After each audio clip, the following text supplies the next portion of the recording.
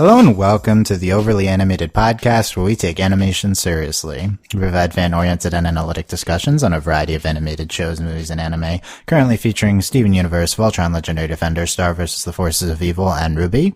I'm Dylan Hysen, and today I'm joined by Delaney Stovall. Hey, y'all. Today, Delaney and I will be discussing the Volume 4 season finale of RWBY, No Safe Haven, which I guess is a pun on they're going to Haven. And Boo. yeah, so I don't, seems like that's more of, should be a pun for next season, but yeah.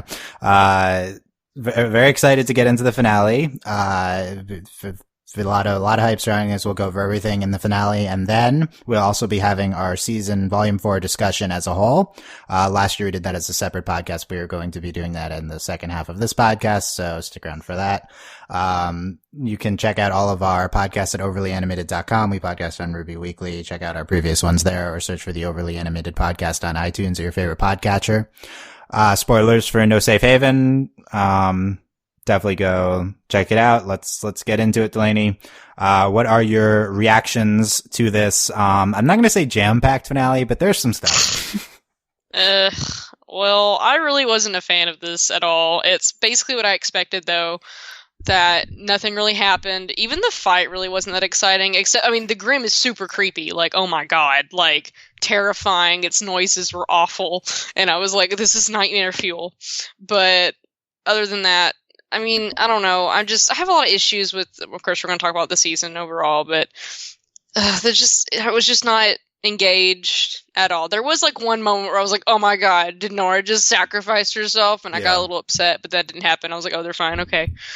And then Crow didn't die, yay! Maybe, I don't know if that's a yay, but it's okay. I'm glad we saw Yang and Weiss.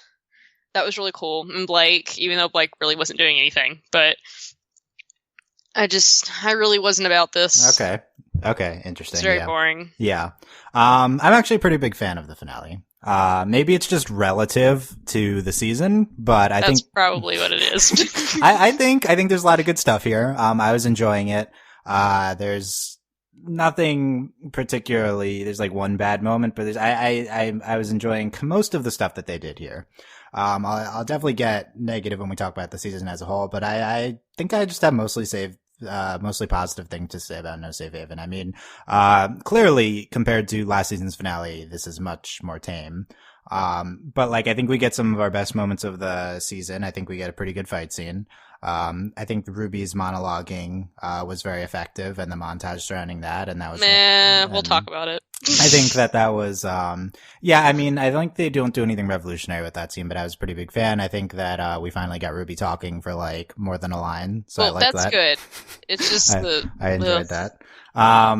I like the post-credits and the pre-credit scenes. I think those were two intriguing things. Those were good. And most of all, I love the song that plays during the credits. I don't know if we should Oh my god, yes. I don't know if we should good. give credit to the episode, but I've been listening to that probably 20 times now since. No, I really enjoyed. I really liked that. I can link you. Yeah, Armed and Ready. Definitely made me notice that we haven't been getting as many vocalized songs this season. I think this was either only our 4th or 5th, or maybe probably there were only 4th. Like in the credits, there were like only like 3 or 4 listed. Yeah, so I think that was a huge thing that was missing in this season. I love this song; it's so good.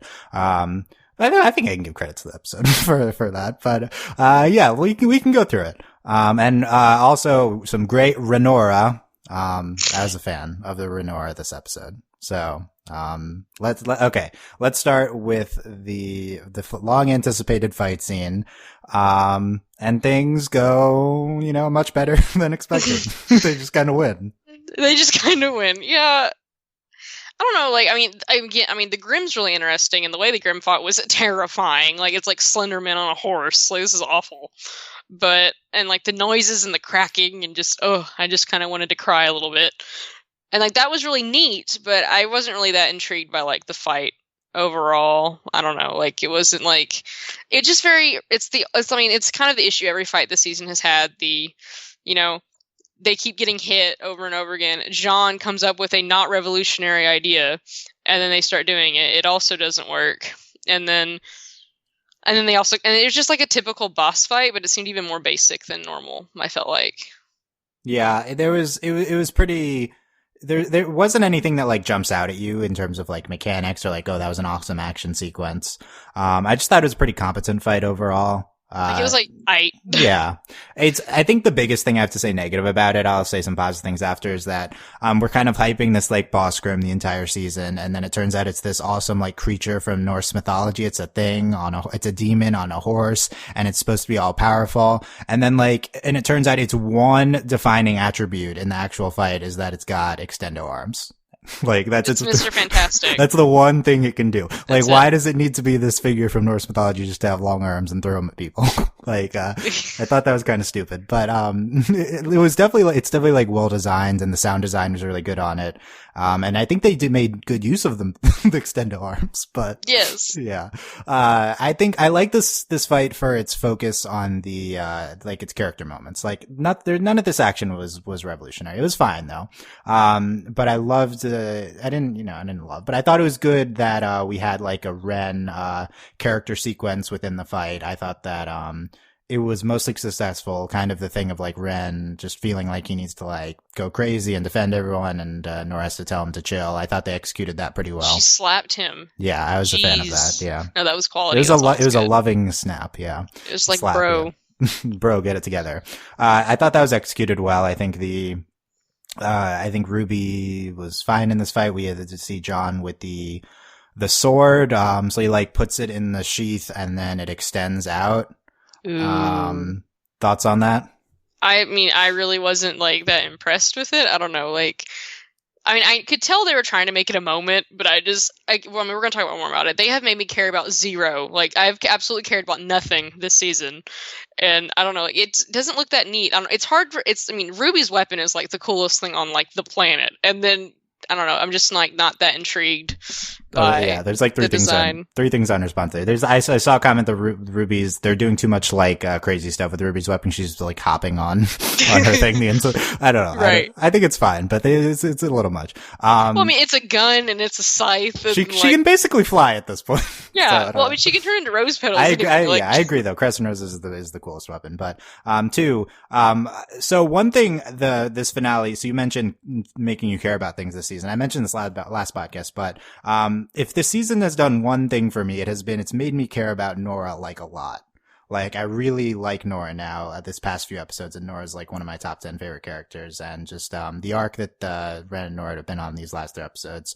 While not necessarily narratively incredible, I just have a lot of sympathy for Nora now, so I was very happy that we did not kill her off here. Very, very happy.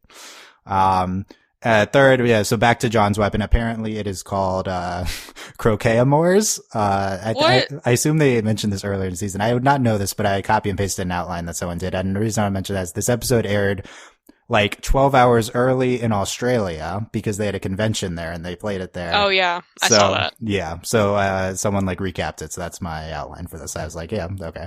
But yeah, so I don't know what the point of playing an episode like 12 hours early is for people. But yeah, just a little, I guess if you get to see something first, that's a big deal. Yeah, I guess. Yeah. So John's role in this, John was fine. Too much focus on John, but, he was fine. It was a really weird focus on him. I'm like, oh, you're cutting the horse's legs. Ooh. Yeah. Oh, by the way, at the end, John's like, John and RWBY are like, we can handle the arm or, the arms. And then, John goes to take out one of its arms, but he doesn't do anything. Ren tackles the arm for him. All he does is stab it. I was so like, confused. John, you're not really handling anything here. Ren did. He wasn't doing it, but I was also like, Ren jumps on it. I'm like, what? That made no sense. And one comment on that sequence is that, everything they do at the end to kill it was pretty, I like how it's strategic and smart, but they could have just done that like earlier in the fight. I didn't know why I guess they needed to learn about it, but you needed to learn that you need to take out its arms. Okay. But, like, why did that take you? Why did that take you being thrown 20 times? Yeah, they're like going from like almost dead to beating it. There's nothing I saw that should have really changed it other than learning about the monster, which I didn't see much to learn about. It had big arms, y'all. That's it. Yeah. At the end, Ren, they pin it down and Ren cuts off, the arms and the thing. He's like, this was really weird. Yeah, for my mom, my dad, for myself. What do you think of that? Well, it was really weird because it was like in his head, and then he said it out loud. I'm like, this is weird. And then it was just like I don't know. I'm not a big fan of this whole like character development moment requiring violence and the destruction of another creature. Obviously, the Grimm are just creatures of darkness. They're not good, but I'm not usually a fan of these kinds of things. Like this kind of development and like hit the culmination of his story is him killing something, which is not. I don't enjoy that, and it's not very impressive to me. Yeah, I guess it's a revenge moment for his character. I don't know if it played like that for me. I guess it was some like emotional cathartic moment for him as like, maybe it's like justice or like, you know. It would have maybe like played, the thing is like, it really like, it like almost killed them, except not really, and then they kind of beat it pretty easily, and then I don't know, it just didn't seem very much like a payoff. Also, like, I mean, it's scary, but it's not as scary as it seemed in the flashback and the build up to it. I don't know, it just all kind of fell flat for me, and so this just seemed excessive. Yeah, I agree. The monster could have been like, it could have been more of like a threat to them. It didn't seem too much of a threat. I think for me, the Ren moment was mostly successful. It wasn't anything too great, but, considering like my expectations for what they would do with Ren this entire series, what they did this past like 2 or 3 episodes far exceeded it, the scene included. I would agree with that. Yeah. I mean, I do think the focus on this Ren on these last episodes is at the expense of some other characters that could have focus, but, definitely. I don't think it's a bad idea to just randomly focus on Ren if he's going to be a major presence in the show. Now, I'm skeptical of that, so I don't necessarily know why we need to give Ren his moment here if he's going to fade back into the background. Like that's why I thought that they would die, because why randomly bring them up? So I guess we'll see next season if there was a reason or if this was just like a thing to do to check off like the series long plan type thing. Like make Ren a character, check. Right. Like I think that's probably what it is. Which we'll talk about. I would say so. We need to talk about the large Renora moment. Oh, first of all, Crow did not die. He was in danger the whole fight. He gets moved around. So I think this was surprising that they don't kill Crow here, and he seems to be fine at the end. Yeah, I was very surprised. Yeah, we had our death watch and nobody died. No one died. Shocked. Which I think this is a good decision by them. I have to commend them. Because I think all of our death candidates there's no real reason to kill anyone. Like, I think killing Crow would have been bad for the show, because he's such a good character.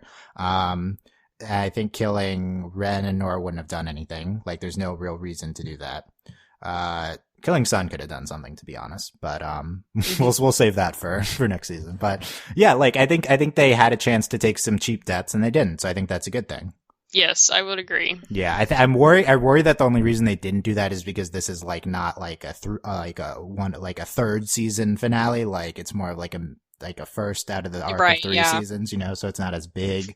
So we're not done yet. Right. So we'll see. But I do like that no cheap deaths here. Okay. Before Mistral, the last things are the Ren and Nora moments. Renora, big stuff here.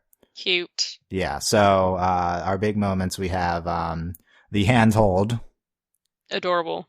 The head on shoulder, the lean. Cute. Yeah, and then, so, Nora leans into Ren here, and then later in the comforting John scene also leans onto John as like the group moment, and then, like Ren puts his hand on her shoulder.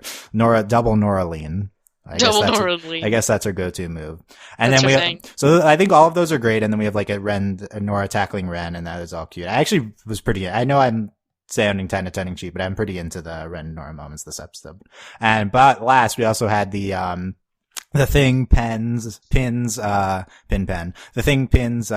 joke, pins, Ren to the unintentional, Ren to the thing, and then like pins Nora, and then, and then Ren like looks up to see like if she's okay, and she's like, don't look. Thoughts? Why? So unnecessary. It was super unnecessary. Why did they do that? It's so irritating. Like, it wasn't first of all, it wasn't funny. Second of all, it was like crass. Third of all, and potentially most importantly, it completely like took away from the tension of the fight. Like, like, RWBY does this all the time, and it's so frustrating and baffling. Like, I'm like, why do you do this? This is very much an anime move. Like, if they're trying to emulate anime, but like, it's not. You had a good thing going. That was one of the tensest moments of the fight, and you're just completely taking tension away. So yeah, because like I thought she died. Like I was like, oh my god, and then she was fine, which I was like, thank God. And then that happened. I was like, I'm irritated. Great, awesome, good job. Yeah. I guess it serves as like a romantic instigating moment to like make us believe the romantic payoff. I don't know. Yeah, no, that was super unnecessary. I'm still not convinced it's a romantic payoff. Like what the hell? Yeah, they should have. What do you think? Which okay, I'm fine. Like my thing is like to me, it doesn't matter if they're friends or if they're like together. Obviously, if it was a like, I mean, I'll be honest, and some people might be like, that's hypocritical, except I'll be like, shut up. If it was two girls or two guys, I'd be like, like I would want this to be more explicit. I'd want it to be romantic. I guess depending on the characters, unless they like hated each other or something. Right. So we view this as romantic because we straight default for romances. So everyone who watches is going to be like, oh, Ren and Nora romance. Like one of them has feelings, then they had this handled moment. Because I even had the thought that after when they're on like the rescue ship, which I'm going to complain about those for like at least 5 minutes because like where the heck were you like 5 episodes? Yeah. But, yeah. Really? That's next. Yeah. But like so they hold hands when they do that and like the first lean, and I was like, oh, are they going to just be magically together now? And then. We get it a little bit more later, and I'm just still like, I mean, I don't care for one. Like, it doesn't matter. Like, I really don't care. Would you have liked to seen them kiss this episode? Not particularly. Like, I don't care. It's not. I don't really care. To me, their like friendship is more important to me than like any sort of romantic thing. Yeah, I agree with that. Especially like they've known each other since they were so young, and I feel like the kind of brother-sister relationship is a bit more important than like just having kind of a cheap romance that's like, it doesn't matter if they're together or not. So like the romance is kind of unnecessary. I think that's what they're going for with that. Like, I think they probably thought about it and said like, given that we showed their backstory, it might take away if we showed some romantic moment. I would say if you're going to have them ever, if you're ever going to have like a Ren and Nora kiss, it should have been now. That's fair. Yes. I think this is the moment to do it. And then if you're going to fade them into the background a little bit, then you can kind of have them just being a couple, like as like kind of minor side characters, which they probably is going to happen anyway. And then it's like, oh, Ren and Nora are still together. And that's nice. Like, I think that's like a good narrative move to make, is give them their moment, pay it off. And then if they're going to be a couple in the background, do it later, as opposed to like they kiss when they're like as in some sort of like big moment, like season 6 when we have the, or like, our actual finale for this arc of 3. And then it's like, oh, you're alive. And they kiss, but they're not the spotlight of the arc or something. I think that's like worse. So I would have preferred to it be now. Also the show, it's worth noting, the show really doesn't do romance overtly. No. It hasn't, we've seen zero. We've seen feelings. But we haven't really seen, anything like any overtly romantic moments. I guess we saw the kiss last season with Pyrrha and John, right? That's our biggest thing. That's about it. And that was like played for tragedy. So, I wonder if, I think it's a little, the show doesn't need to do romance if it doesn't want to. I do think it comes across as a little immature though, to just, of like the narrative to just never do it, like, but to hint at it. I would agree. Like if they didn't talk about it at all, it wouldn't matter. But they hint at it kind of constantly.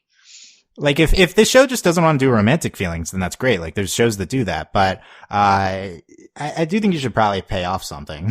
Yeah, like if it's because they hint at it all the time, and it's like, okay, if you're gonna do that, you kind of have to deliver. What better romance to pay off than Ren and Nora, who not literally everyone like is fine with? Like, yes. It's the safest possible ship to do.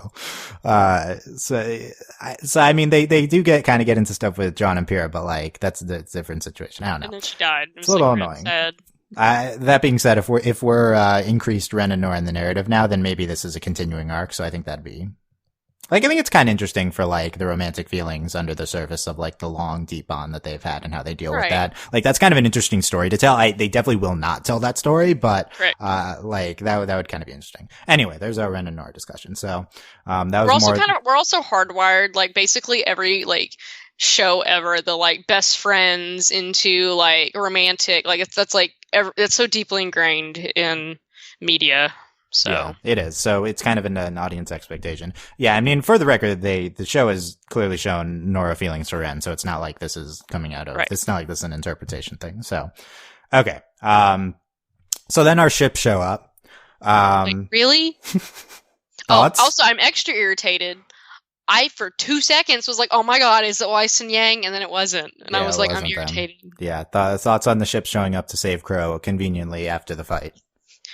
Super convenient. It's actually the most irritating thing ever because it's like, and again, I'll talk about it when we talk about the season as a whole. It's like, where were you? Like, how many Grimm have we fought? Like, where have you been? How far out do you patrol? Like, we are literally on top of Mistral, and now y'all show up? Like, really? Yeah. Okay, a lot of people have that reaction. I'm gonna defend it a little bit.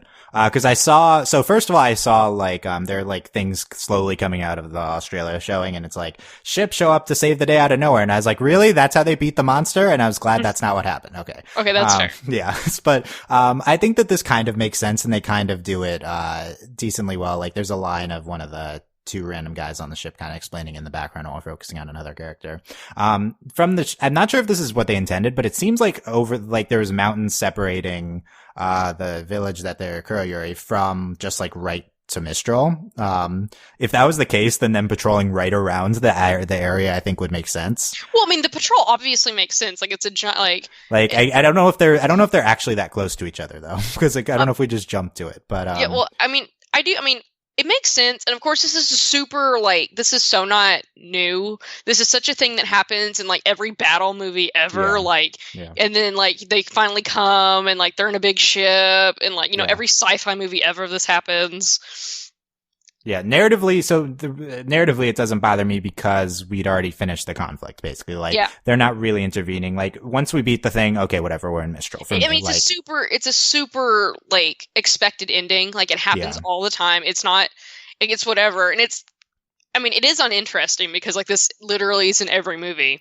Yeah. But I don't think it's of super narrative consequence. Like, I think it's however you want to do the falling action and getting to the thing is whatever. But it was nice because we didn't have to have some stupid long trek. Yeah. Let's accelerate it. This is I agree. So it was annoying. Okay, yeah. I feel, and many people have this comment. So we're in Mistral. What do you think of, we get this wide shot of it. There's like I don't know how to describe it. It's like a waterfall, a thing on top of it, like surrounding. It seemed very pretty. I don't know, it's gorgeous. I'm really excited to see like how we explore it and like really looking at it. Then it kind of sucked though because it was so pretty, and then it's like, look at this really bland room we're in. Yeah, and we're gonna be in this room for like 5 minutes. This season and last season, both finales. First half, the climactic action sequence. Second half, us being in a generic looking room that we've never been in before. Yes, it looked it looked just like when RWBY was like, it looked the exact same. Yeah. And I understand like, oh, it's so interesting narratively. RWBY was hurt and Crow was there, and now Crow's hurt. No. Okay. I feel like we're just talking about the scenery, but Well, there's like the thematic, just the thematic connection for the location. Yeah. Which to me, it's like, well, at the end of last season, RWBY and Crow, like RWBY was hurt and Crow was there, and then now it's Crow and RWBY, which is like, that's like at a basic kindergarten level, that's thematically interesting. But after that, I'm like, whatever. I think a lot of these decisions are made like where to put this ending sequence are made kind of on a level of what's easiest to animate. Probably, yeah. Because they just rush the production so much. So I think they do a lot of stuff like this. Like if you look at like non-action shots, a lot of times they're just kind of like walking in place, and it's like, I can understand. Right. Yeah. I don't know. I really think they should not. Apparently this finale was finished, like 16 hours before it aired. What? I don't understand why they need to rush production. This is the stupidest thing. They make it and they schedule it at the same place, and they all know each other. Like, just give yourselves more time to finish this. We're in volume 4. Your fan base is here, fam. Like, you're gonna watch it. Like, no, I've been railing on the series the season the whole time, and I'm still watching it. Like, your fan base is here. It's online. There really isn't any pressure.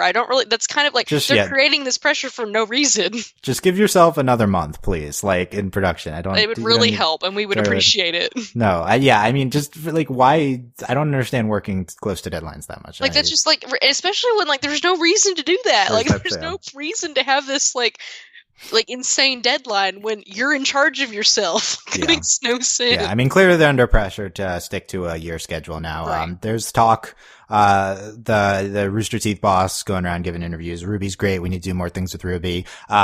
And then he's like spouting off about how they want to do a live action movie now.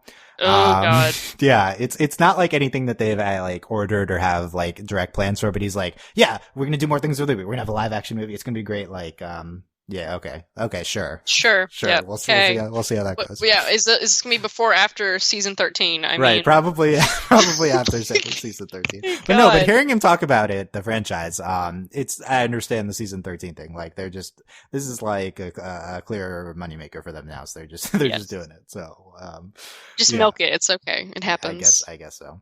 RWBY, this RWBY writing scene. So we, have RWBY writing a letter to Yang, and, she says some generic stuff about the journey they've been on. Then we like cut to montage. We have Weiss leaving on an airship. We have, Blake, with Sun in her dad's office, which looking at flags, question mark. Flags, yeah. So my interpretation of this scene is she has the red flag, and then we cut back to it, and she's like, happy with this new blue flag, which I think symbolizes, her desire to change the direction of the White Fang. From like red, angry White Fang to now, blue, her new, direction for the White Fang. So it's kind of just going along with what we had last episode. Well, what I was interested about was I don't think it's like new. Like, I think these were like what the White Fang was and now what the White Fang is currently. Cause I'm kind of like, it was really weird cause it's like in the box, right? Yeah, I didn't know if she like made the blue flag or if it was like there. That's what was interesting to me was like, maybe this was the first flag. Yeah. Which would kind of be an interesting direction. It's like restore the White Fang to its former glory. Which I think I think that's the idea. It is restore. Yeah. But I thought that so we're not same general concept. Yeah, I think most notably, like we're still doing again emphasizing the new direction of the White Fang thing with Blake, and she's not in Mistral. Yang leaves, goes on the ship that Blake took in the beginning of the season. We get to see the captain and cute crew member again. Yes, very exciting. Were you happy to see her return? Of course. I was like to see cutie. Would you like to see her be a main character now? I mean, that's not going to happen. I mean, sure, why not? And then she gets, and so first you see that happen first. Like, oh my God, Bumblebee, she's headed to Menagerie because that's the ship Blake took. Right. But then later she's at the signpost, and she's like, no, she's headed to Mistral. So. Very confusing. Granted, they're like close together, right? Like. Right. So I guess you take the same ship either way. I don't know if they intended that to be a misdirection or not, but it was. Yeah, no, definitely. I was like, oh, Bumblebee, but no. Right. So we have, Weiss and Yang essentially in Mistral already, where they're going to be there presumably in the premiere of next season. But Blake is still in Menagerie, although the White Fang plot is headed towards Mistral anyway. So maybe she's heading there. Please. Right. So I'd say Team RWBY reunion very soon. Yes. It is possible we see RWBY minus Blake first though together, and then probably. Blake brings the crux of the action of the season to Mistral type of thing. And also like that would also be a really good moment for Blake. The three of them and like Blake and that really awkward kind of like, Blake left, Blake has done this before. Right. Like, that would be a really good moment. Yeah. So like she shows up and they're all together already and they have to address that as for her leaving, and that'd be good for her arc. Yeah, I agree. That would just be good for Team RWBY in general. Yeah. This picture of RWBY in the Zhao Lang household of the New Friends picture. Cute. Which it's like Avatar, old friends, new friends. Right. There's a San Diego Comic-Con promotional poster of Avatar, Korra, old friends, new friends. It's on the background of my laptop for a very long time. Right. Like, is this and my question is like, this is such an obvious reference to, it's like a group photo, new friends. Like, the show also is just constantly, it's Avatar. You constantly being Avatar. So I'm pretty sure this is an homage to the old friends, new friends. So it's not really a thing from the show. It's like promotional material. So I don't know. But yeah, I really like that picture. That's it's cute. Picture. Yeah.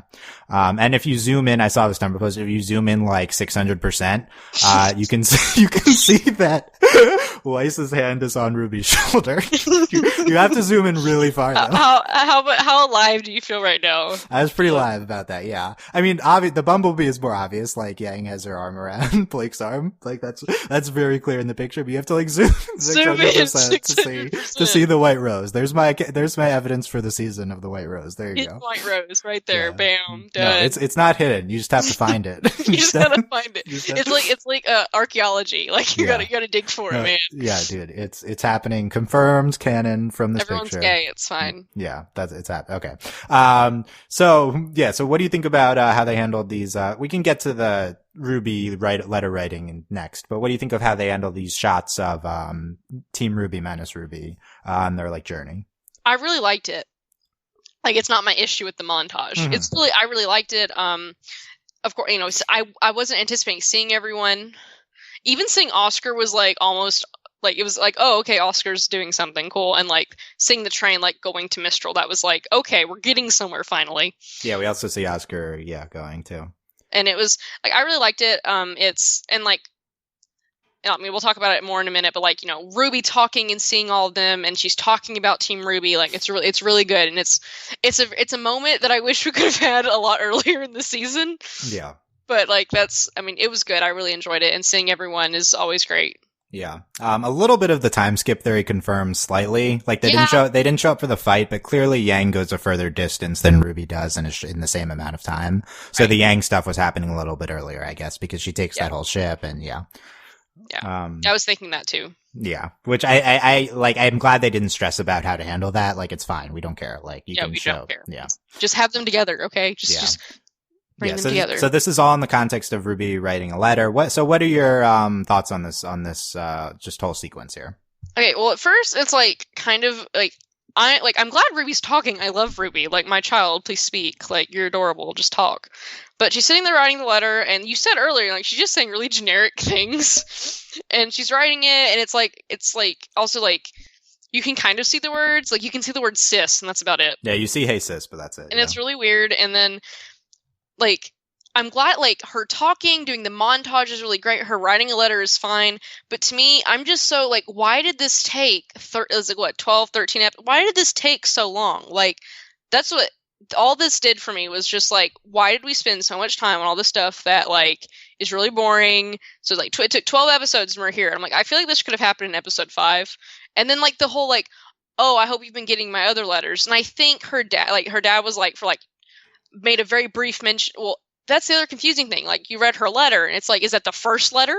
Is that, like, one of the letters she sent? Yeah. Like, it just, this whole, like, oh, I've been writing you letters. Like, okay, BS, that's fine. And then, like, the delivery of it irritated me. And she's not saying anything interesting, which is what bothered me. Like, I'm glad she's talking, but, like, the dialogue was really, like, stale. And when she's talking about Team RWBY, that was really great. I'm really glad, because you've had very few like, you know, other than Blake, like, we really haven't had members of Team RWBY talking about each other, which is very upsetting, because that's why I watched the show. And, like, it's called RWBY, right? So it didn't really land that well for me. It went on kind of too long, and she wasn't saying anything that interested me, and it was just kind of like, and also, like, for me, it was just, why did this take so long? And now we're at the end of the season, and this definitely, you know, I like, okay, if it's a 3-season arc, that's fine, but it took 12 episodes to get here, and it's like, I'm bored. Yeah. Okay. Yeah. Very fair. And so I agree with you on the context of, like, why this is like a clear, like, episode 3 thing, and it's here in episode 12. I'm trying in my attempt to view this in a vacuum. That's fair. I would say that I very much enjoyed the scene. Generic dialogue aside, because everything RWBY says, at one point she's like, things are tough, and it wasn't just the monsters we faced. And it's like, stop, Miles, stop writing that line. Like, you did that last episode, and it was terrible then too. Like, and then at the end, when she, like, crosses it out, and she's like, that we haven't lost yet. I'm like, okay, you just kind of sound like a poster. Right. Yeah, that was like Miles's big moment. It's like, the people who we haven't lost. I bought that one. Okay, I think that was fine, but I read fan fiction that had made me feel more than this. Yeah, like, this clearly wasn't great writing. I think you can write more specifically, Miles. But overall, this moment really landed for me. I'm in. I don't know. So I think the primary reason this lands for me is I have such an incredible amount of like, attachment to RWBY as a character, and she's finally talking. Like, and this is the first time that attachment is, like, paid off in any major way this season. So that's fair. Like, RWBY doing anything. There's a few close-up shots of her just being the most adorable, like, in this finale, and it just, like, I don't know, just her monologue. I was, like, super into it. Like, I very super attached to RWBY. Well, and I think that's totally fair, especially, I mean, I felt that too. It's like, oh, finally RWBY's talking. It was just, for me, it was like, I'm irritated that I'm like, kind of like, yay, I'm really happy this happened. Like, you made me desperate for this, and it still wasn't good. Like, Yeah, I feel you. It really, to be honest, it wasn't a good scene. It was, I thought it was good, definitely in the context of like the deficits of the season type of thing. Like, it's like a sorely needed scene for me. I don't know. To be honest, like, it's not like last season of just like going over the Silver Eyes and Ruby talking to Yang. I'll take this over that. Like, well, yeah, that's fair. You know, I thought this was fine. I don't know. But, yeah, no, we need to work on the generic rating, I think. Yeah, so then we get to oh, by the way, thoughts on Yang's. People were freaking out. Yang, there's a lot of Yang fans, vocal Yang fans, despite her, never being on the screen. And, thoughts on her outfit redesign. People were very excited for that. I mean, I thought it was cool. Yeah. Like, it looked really neat, and like, okay, I'm confused about the purple, like, knee thing. Like, why is it purple? But other than that, it's cool. Like, her outfit's cool. Her arm is awesome. Yeah. So. Yeah, and then this post-credit scene, we can talk about this here, which I think is from the perspective of Yang, which it's kind of talking about how I'm like ready to get back at it and type of stuff, and it's called Armed and Ready. Sigh. I don't know who wrote that. If that's armed, Yang is now armed. Like, who giggled? She was not armed before. She was not armed. Like, who was like armed and ready? Like, who did this? Like, wow. I don't know if like Jeff and Casey write the songs, or if I think they probably do. So I think, but yeah, this song I really loved this song. Like, go listen to it. Yes, 5 minutes. But the post credit, during the credits song is always really good. I think this one from season 2 is like excellent. But big fan of this song. Definitely got me to, like I mentioned, we already said this talking point. But like, why didn't we have more vocal songs this season? Like, it definitely stood out to me. Like, I love the song. I was sitting there like jamming. I was like, yes! Yeah. It made watching the super long credits like bearable. And then we get to it, and like it shows all the list of songs. I'm like, we really have not had any songs that I just wanted to jam. Like, I buy all the songs, and I'm like, I haven't really felt jamming this season. Like, I haven't felt jamming this season. Delaney 2017. Yeah. Jamming.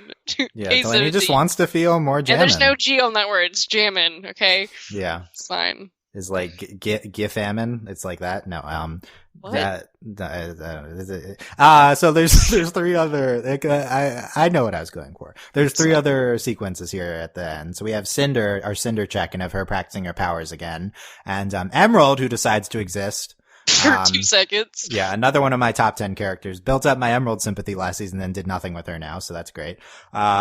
She projects an image of her because, remember she has these, deception projection powers, cause the whole penny thing. Just a quick reminder. Yeah, and Cinder firebends a Ruby. And, she's angry and she is looking fab, to be honest. And Salem's like, I'm so proud of you. You're ready to kill.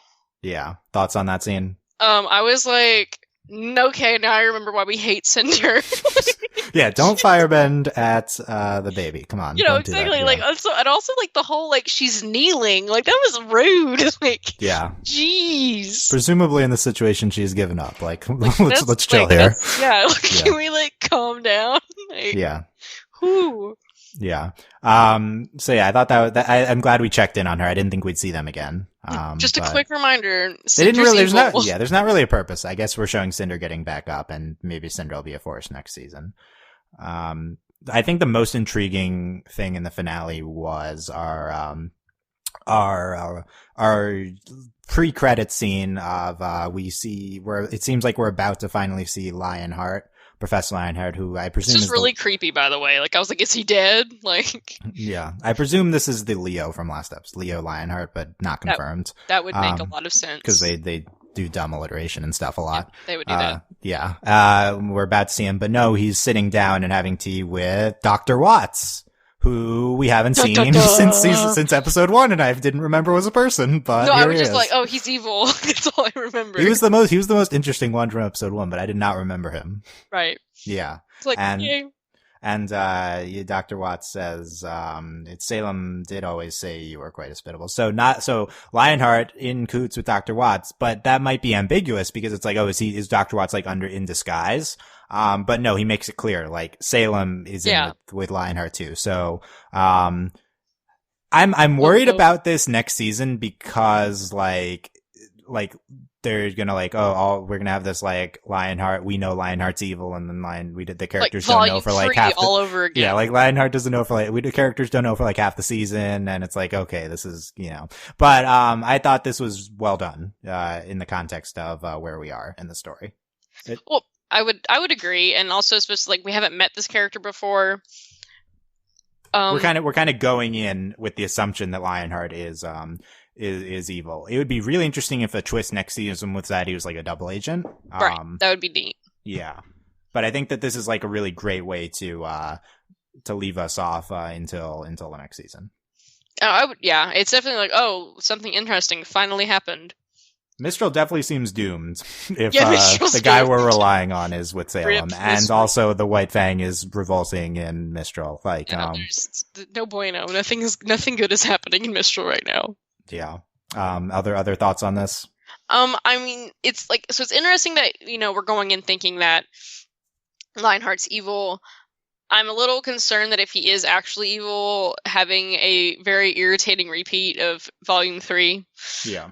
Because that was like, it was interesting, Cinder, like what they were doing, but it was also like, it went on for so long, and it was like, okay, we know y'all, come on, get a clue. And then if we do that again, especially like, we just had the fall of Beacon, and I don't really want to watch Haven fall, because like, I don't know, like the idea of like, they were going to each one and they fall, like, I mean, going to an ultimate battle would make sense, but I don't know, it just seems kind of cheap. Yeah, I don't want no repeat of season 3. Let's do something different. I agree. Right, like, cause especially since we're leading up and we're trying to have this like kind of hopeful tone, if it's kind of all for naught, that's gonna be also like, after that, it's like, would Team RWBY even want to do anything anymore? Like, we've finally like pulled ourselves out of like the abyss. Come on, like. Yeah. It does seem like if they're doing Avatar, then if you want to just repeat the structure of Avatar: The Last Airbender, then you lose Mistral as well, then you retreat to one of the other two kingdoms, then you lose that one, and then you only have one left, and then you like mount the comeback, and then you win. Right. If they're like long term looking at it like that, but I hope it's more interesting than just the season 3 repeat, for especially sure. The structure, like in Avatar it was a little bit different, like time wise it might end up evening out, but like the structure of this season does not make it, like, we've dragged it out so long, and if this takes so long, it's not good. Like, it was different with Avatar, things happen very quickly. So we'll see. Our post-credit scene is we see Crow, and then Oscar comes up to Crow. I rolled my eyes so hard because it's Crow at the bar. I'm like, are you serious? Again, yeah. Like, Crow's okay, back to drinking. And then Oscar's like, I'm supposed to ask to give you to get my cane, and he says it's good to have you back, Oz. So, thoughts? Snore. I mean, I'm glad. Like, I'm surprised this happened. Like, I was expecting this to kind of take a little bit longer, so I'm glad we had this, like, we didn't have some stupid, like, you have to pass a test or something ridiculous. Yeah. I'm interested to see how, like when we introduce Oscar to like RWBY, like, how is this gonna go? Like, yeah, it's gonna be there's some funny like fan art and stuff on this already, but I'm glad we went right to this. It does make me question what the point of all our Oscar scenes this season were. I guess we need to understand who Oscar is, and then we need to understand the connection, but we don't really understand the connection with Osbin. He's just in his head. That's all we know. Yeah. Regardless, here's Oscar. And we'll see how this goes. I don't know. It's really weird. Yeah. So there is the finale. Overall, I quite enjoyed. You're more meh, so there you go. Yep. Okay, let's get into our season-long discussion. First, let me read, I think Andy's ask is a good transition. Here's patron Andy says, each episode of RWBY is a new exercise in frustration. So I feel like that's what Delaney says, but yeah. I think the one I'll focus on is what was even the purpose of this season. This could have all been resolved in 2 or 3 episodes tops. The final fight was kind of pointless and RWBY did almost nothing. Was there a reason RWBY couldn't talk until the end of the finale? Separate question. Did they need to hide which way Yang was going? It's just frustrating, not intriguing. I predict no Team RWBY next season. Interesting about the last prediction. I don't think they were really. Yeah, I mean, they kind of do that. They could have just shown Yang take off into the Mistral part, but regardless, I don't think it really, like, even if Yang goes to Kuro Yuri, I don't know what that does. So it's like Yang's going to Mistral, whatever. No Team RWBY. I'm going to disagree. I think we will see Team RWBY episode 1 next season. I will say not Blake though. I think we'll see potentially 2 or 3 of them. I agree that, I mean, maybe not episode 1. Like, I'm definitely early, like episode 2, 3. Yeah. That being said, this season I said they'd be back together for sure by episode 6. So, no. Yeah, that didn't happen. I think I said episode 4 actually. So. I definitely feel Andy on the, like, what was even the point? I mean, I've been saying the whole time. It's like all of this could have happened in like 3 episodes. Right. So let's do our season-long discussion. I need to give a disclaimer. So, disclaimer. What you're about to hear is our opinion. This is just our opinion. You are allowed to disagree. This is not definitive. If you disagree, we're not wrong. You're not wrong. We're allowed to have opinions on the overall structure of the season. Also, we like the show. This is rewind to our pre-season podcast. This is literally what we said. I just said positive things about the finale, so I think we've covered this. Okay. So I'm going to make the general point. I am referring to the plot, the events that happens. We can get into character later. We can get into whatever later. The plot, there is extremely little that happened this season, right? Like 0%. There are people that disagree with this, for the record. No, I know. We've talked about my friends who disagree, and I'm like, okay. There's smart people in the comments who are being civil who disagree with this. So good job for being civil. But being civil, thank you. Yeah, but yeah, it's really what happened event-wise this season. Like they're in Mistral now. Okay, so it was about the journey to Mistral. Other than that, we learned some stuff about like Oscar. We meet new villains. In a really vague creation of the world story. Yeah, we added more to the mythology. We went on Yang. Being plot things. We did nothing with the relics this season. No. Unless the cane is a relic, then we do a slight thing at the end of the season, but we don't even know if the cane is a relic. Like, the only actual kind of like consequential plot thing that really happened was Tyrion. And that's really right. it.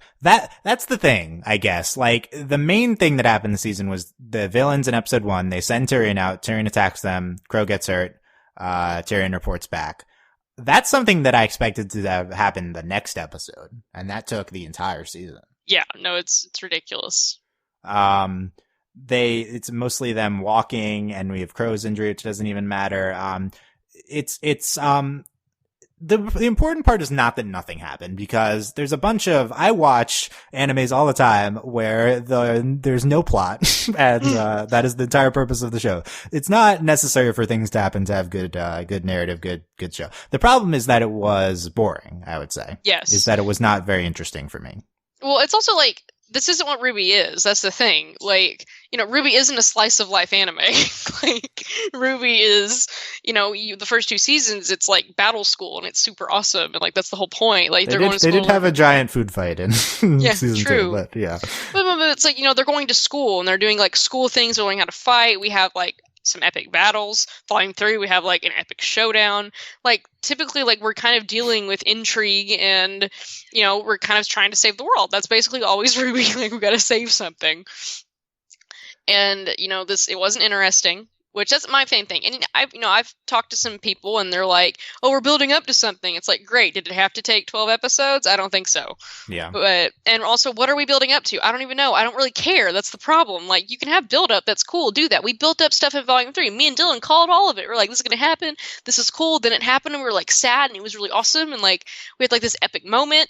But, it's like, I don't even care what's happening. I really don't. And, you're like, oh, well, there doesn't have to be stuff happening all the time. Like, while that's true, I kind of want to be interested in what I'm watching. Like, I feel like they, the show has an obligation to entertain me, and I don't think it succeeded, right? Like this, right. Like this season, right? Just boring. And that's a subjective thing, so that's right. Something that. And if it entertained you, right. I'm happy for you, because I'm glad you enjoyed it. Yes, I think so. I think this. So, I'm about to diagnose it, but I think that this is the worst season of the show. Yes, by far. Right. Which I figured this out like several episodes ago, and I was like, I miss Volume 3, and I complained about Volume 3 all throughout Volume 3. Like, I think here's the thing. I think Volume 3 has like probably 2, 3, 4 episodes that are worse than any episode this season. Yeah. Like this season was the best thing this season was. It was pretty consistent. It was like boring, but there wasn't anything awful about it. There weren't any duds. It was fine the entire time. Volume 3, the beginning of we called the first half of Volume 4 better than the first half of Volume 3. Which I still stand by. The problem is that Volume 3 is like going somewhere and has really interesting stuff later. And this season just gets worse as it goes on, kind of.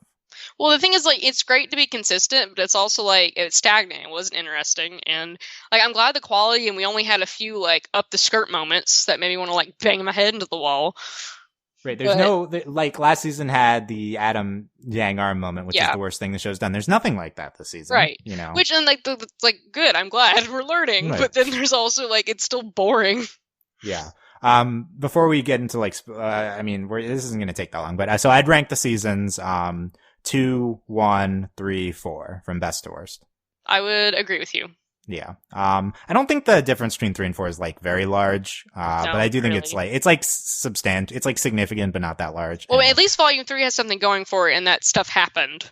Right. For me, there's the bigger differences between 1 and 2 and 3 and 4, basically. Yeah, I would agree. It's like, except looking back, it's like 1 and 2 is almost, it's like, the 1 difference. And 2, the 1 and 2 probably have, like, 1 and 1 has the terrible John bullying arc. Right. There's like, the show is like much more crude in seasons 1 and 2. It's like not as developed. One thing I will say, season 4, production values wise was much better than any other season of the show. Yeah, it's pretty. The animation was better. Just everything from the sound design to the use of music. I will say there weren't as many great songs, which is a big hindrance for me. But, in terms of production, they're definitely getting it. Like, I do think that, it's definitely, like, season 4 could just be a show that airs on TV. Season 1 could absolutely not. So that's a huge progression. Agree. That's a huge progression. So but that's not super important to me. I will say that. Like, I definitely acknowledge that, but in terms of, like, what's the best season, that's not that important to me. Yeah, I would agree. Like, it's pretty, but I didn't care. Yeah. So here's the 2 main reasons I think season 4 is the worst season of the show.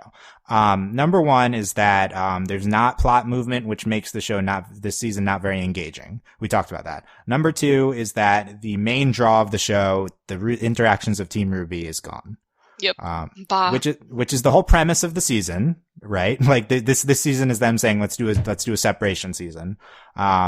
But it resulted in the show losing its heart, like its main dynamic. And it wasn't even about their separation. It wasn't, and the thing is, they didn't even talk about each other when they're away. You can have something that's about their dynamic, which is like when they're not together, but they don't even refer to each other until these last 2 episodes. Voltron actually had this exact same thing in their beginning of season 2. And, spoilers, I guess, for Voltron. First of all, it lasts 2 episodes. Second of all, right, like, right. Yeah. And, like, it's 2 episodes, and, granted, they were in pairs, but they were all talking about each other, and they were worried about each other, and, like, and then it's like, really? Yeah. And they've been together a lot less time than Team RWBY has. I'm much more attached to the Team RWBY dynamics than I am to the Team Voltron dynamics, but, I mean, same. Right. And I talked about this in the Voltron podcast. Voltron, in 50 times better show than RWBY. I like the RWBY characters a lot more. Same. So that's, I think it's like the core is here for the show. It's just, you gotta work out the surrounding stuff. And this is another thing that's subjective, so you're allowed to disagree. But for me, my main interest in the show is the Team RWBY dynamics. And this is really not just me and Delaney. This is like a lot of people who say this. Also, the show's called RWBY, y'all. Like, it is called RWBY, RWBY, which refers to them as a team. Like, in case you forgot. So that's like, it made all of our characters less interesting. Like, RWBY was really just not an interesting main character this season. No, people are starting to blame her as a main character. It is not her fault. It is the fact that she did not talk much and that she did not interact with the main people that we associate her with. And on top of that, Dylan was talking about earlier in a lot of our podcasts. I love Blake. She's my favorite character, but I mean, like, who is Blake? Where is she?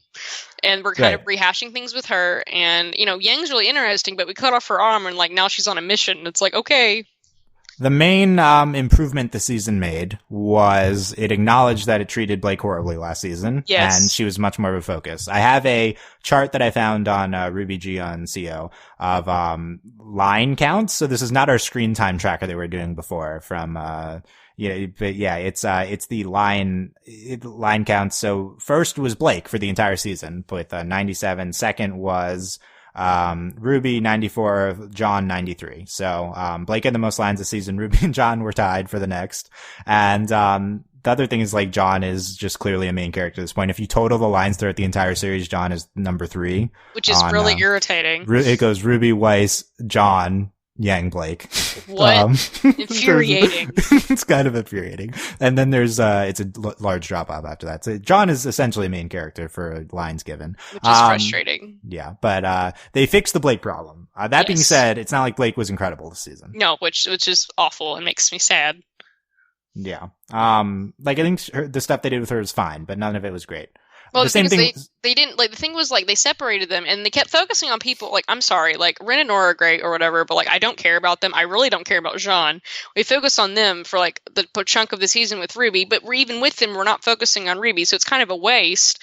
And then it makes us like we lose time with Weiss and Yang and Blake to like there's no room to do anything with anybody. Right. Just you're not focusing on them, and then the stuff you do isn't that great. The Blake stuff was improved, but not that great. The Yang stuff from 0. Right. I think the Yang stuff was also improved. I actually think Yang wasn't a character that was well handled the first 3 seasons. I agree. But I know there's a lot of Yang fans that disagree, but I think like you can be a fan of Yang. Yeah, then, I still like her. Yang's just a really cool character, but she didn't really have much to do for a while. I mean, I think the big exception is the Yang Blake stuff in book 2, volume 2, but that was not like a large chunk of the season. But I think this might be Yang's best volume, but she still wasn't wonderful in it. Yeah, and it's also like they were dealing with something they clearly do not have the capabilities of dealing with well. And they did fine for what they were doing with this. They handled it by not handling it. With this like physical disability recovery act. Yeah, exactly. So it was fine. Weiss, I think, took a big step down this season. They focused a lot on her. Like she had a lot of scenes, but nothing they did with her was really interesting at all. Last season, I don't understand Weiss, why it took 2 episodes for her to get on that ship. Yeah, I don't really get that. Nothing they did with her in the mansion I thought needed to be on screen. Like, I actually genuinely think nothing they did with Weiss needed to be shown. Well, that's the thing, like, it's like, also, right now, it's hard to imagine, I know they're playing a long game, I understand that. LOL 13 seasons. But, it's really hard for me, everything that happened with Weiss, I don't think it's going to pay off in even the next 2 seasons. So it doesn't really, like, the things we heard. Right. So like it depends what they're going to do with Weiss, but if Weiss never interacts with like her dad or her brother again, then there's obviously didn't matter. But it's going to take forever for this to matter, probably. Right. So it's like Weiss in volume 3, I think had the best volume for a specific character of any character. Maybe I think RWBY volume 1 probably, but the Weiss winter scenes for like 2 or 3 episodes were wonderful in volume 3, and that was better, I would say, than all of the Weiss stuff combined this season. I would agree. Weiss was like I got on the Weiss train last season. Yeah, and again, the Weiss stuff super pretty, the gorgeously animated Weiss character design super good, RWBY I think is the worst of the 4. Sadly, yes. Until this episode, she didn't really say anything. She didn't really have an arc or have really anything to do. I don't know. There's some defense of RWBY in the comments last time, and it's kind of I just don't know what we're kind of doing with her here. Well, it's like we like RWBY, but the thing is, like, just because like they're not doing anything with her at all, and we have proof that Jean has done more than RWBY, and it's super infuriating. Yeah, and RWBY's great, but yeah. It's so we need to do something with RWBY, like clearly. She's the main character. Come on, y'all. Right. Get it together. So these are the reasons why the season ended up not being great. Here's my highlights from the season. Best episodes I would say are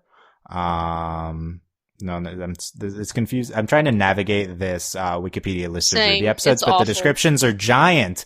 Cut down on your descriptions, guys. No, that's why I could tell. It's like, I was looking at the Voltron descriptions, like when we were doing Voltron, they're like 3 sentences, and I'm like, cool, but they kind of just make up words, and that's fine. And then I look at this, and I'm like, oh my god, why? It's too long. Of Runaways and Stowaways, episode 3, which featured Blake and Sun fighting the giant sea monster, which I think is one of the more memorable sequences of the season. I would definitely agree with that. I think that fight sequence had like a song behind it too. Yeah. So also, Menagerie was pretty cool because it's like gorgeous. Yeah. And then we see the beginnings of that. I think Family is potentially the best episode this season. I don't remember 100% why I thought this was, but I remember thinking this was the best episode this season. So there you go. I think that, it starts off with, bad Oscar stuff, but I think this is our Yang with the Pour de New Black, which I think is one of the best, scenes of the season. And most interesting. And, there's other stuff, I guess. And so those two episodes. Tipping point, just for the Weiss scene. What was the Weiss scene in for the chair? Yeah, that ended up being the one with, her, like, yelling at the rich woman. I think that ended up being one of the more memorable scenes, although I don't think it was, like, that great. But it's definitely one of the most memorable ones. Then I'm gonna go back all the way down to Kuroyuri, what's our flashback one? I don't even remember. Is it Kuroyuri? Yeah. The Ren and Nora, which, that episode I didn't see any agreements on in terms of whether it's good or not. For me, that was one of the best and most memorable with, the Ren and Nora flashback. So I was enjoying that one. Like, it's hard for me to, it's just hard for me to pick episodes because there's little bits of the episodes that I like, but, like, overall I'm, like, bored. Yeah. And then I think the last one for me is, this finale, No Safe Haven, which I think was one of the highlights of the season. As much as I've said awful things about this, I do think this is one of the best episodes of the season because, again, it is consistent. We finally, like, to me, it's like, okay, I would have wanted this in episode 3, but finally we got it. Yeah. So those are my top 4 for the season. I'm probably in agreement. It's hard for me to, it's just hard for me to pick because I think a much needed talk is notable because it was our mythology jump, but it wasn't very good, but it was fine. So, yeah, but for most of these episodes, I don't really remember what happened. Like, it's like whatever. Yeah. So it's like, there's 3 episodes or 4 whatever from last season that were worse than any this season, but there's also probably like 4 episodes last season that are better than any episode this season. So This is like, it's like kind of just in the middle.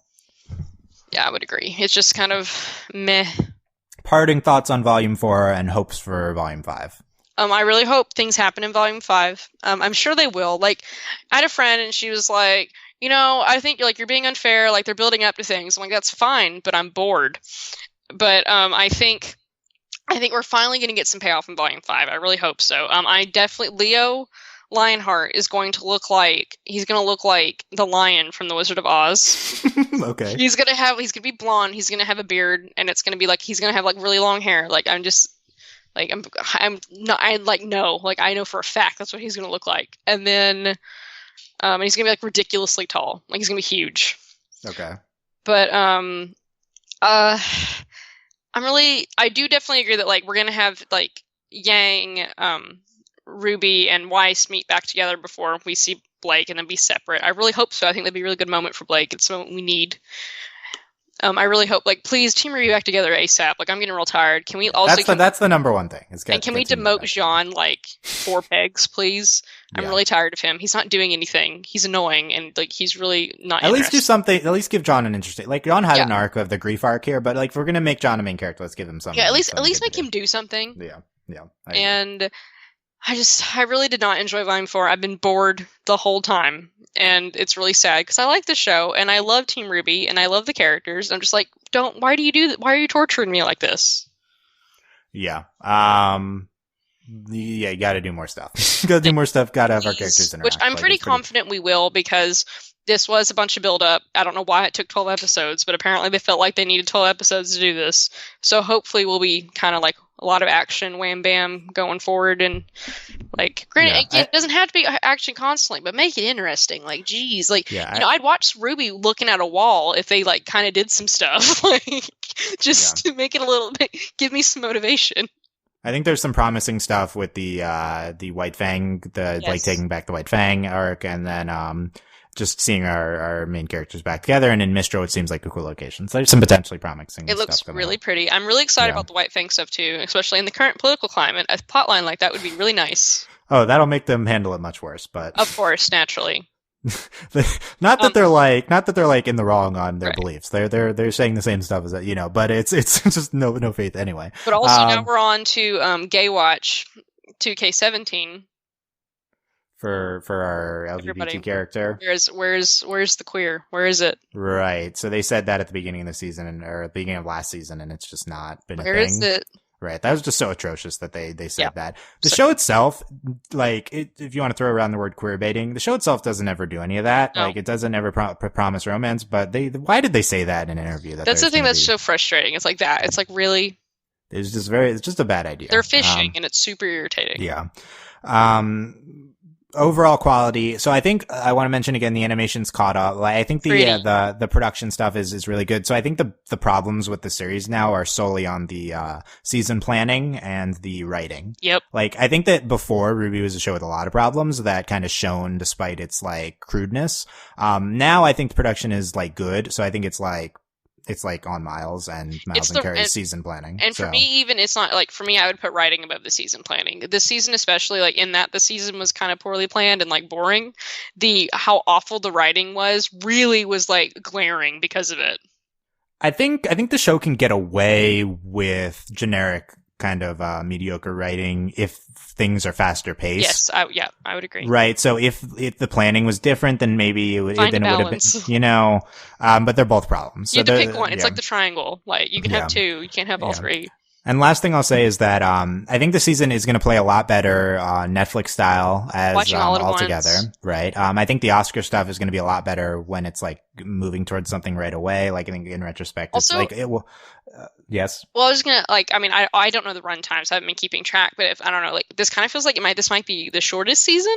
The episodes were shorter than last season for sure. Yeah. So, which, granted, that's me complaining that it's been like taken too long, but it has. But that's another thing. Watching it all together they'll probably definitely be better. Yeah, it's the show works better as a dump. I also think the season will work a lot better when looking in 2025. When it's the cool thing is to do a 12-hour marathon of all the 12 seasons of RWBY. All 13.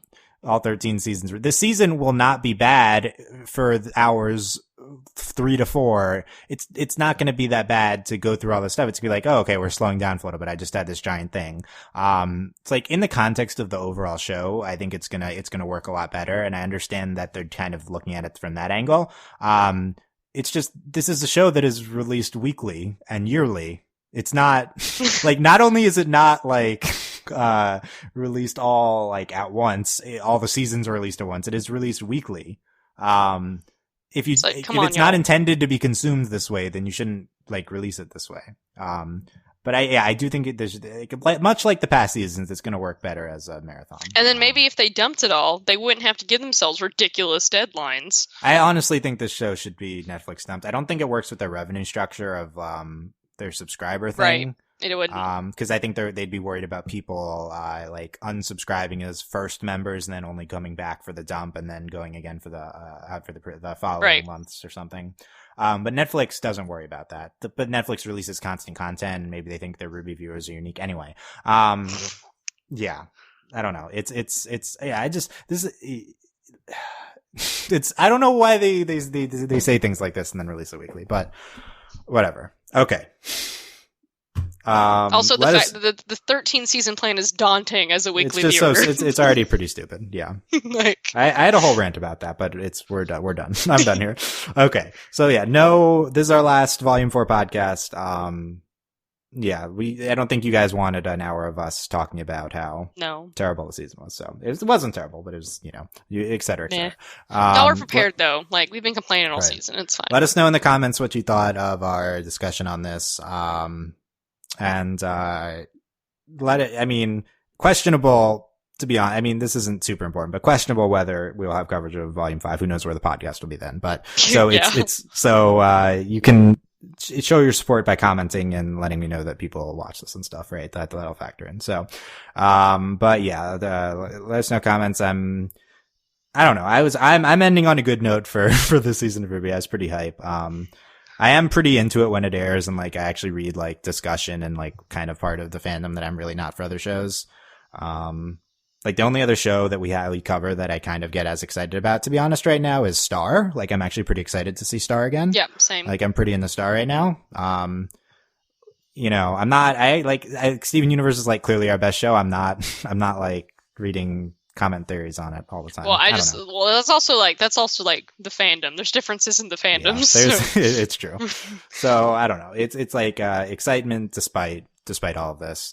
I'm not confident that we'll fix these problems, but at least the situation will change. Fingers crossed. regardless of whether it will. Anyway, check out overlyanimated.com, leave comments, website, YouTube comments, subscribe here. Even if you're only listening to RWBY stuff, you can hear our Star stuff coming up, Steven stuff. Those are our main coverage items. We recently went through all of Voltron Legendary Defender Season 2. Find those on our YouTube page at overlyanimated.com, and consider supporting us at patreon.com/overlyanimated. Thank you very much to all of our patrons, especially our patron of the podcast, Katrin, aka Patron Katrin.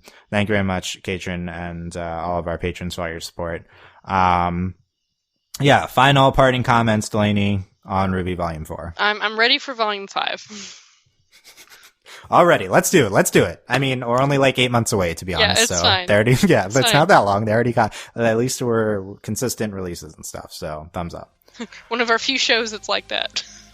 Yeah, I mean, to be honest, RWBY is by far our most consistent release. Yeah, it's the only one. It's October to January for sure. Like, it's weekly, and I mean, they don't tell us until like Friday if there's gonna be a new episode that week, but that's still better than anything Cartoon Network does. Yep. Anyway, okay.